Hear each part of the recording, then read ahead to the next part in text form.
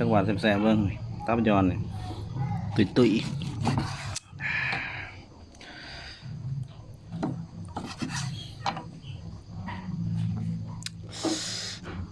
ใส่ห่วงเลยโดน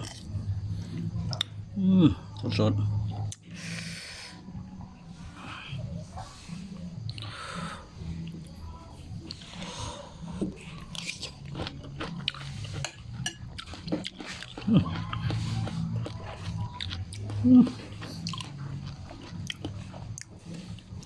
ครับ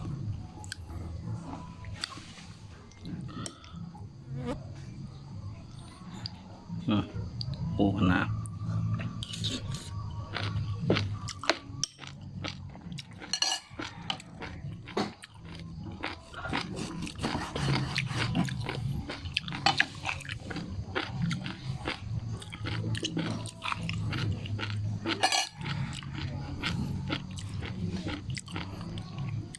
เบิ้ง3,000 ดื่มพันเบิ้ง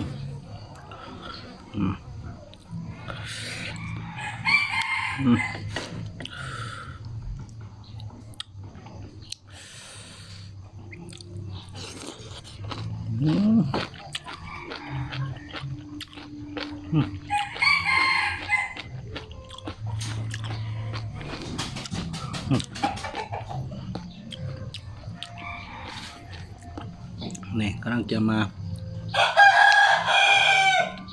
นอนเพียไปแล้วจะมางานคนมานี่ซอยจุ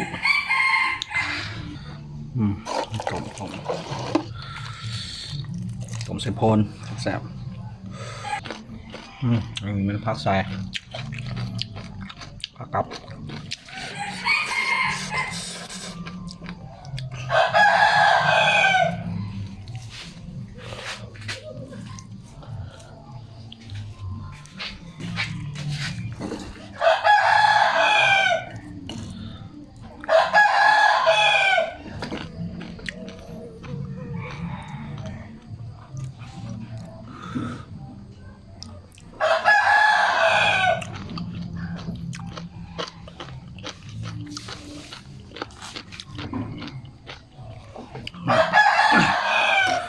วันนี้สิ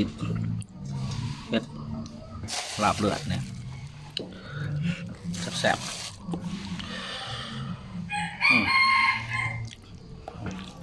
ซอยจุ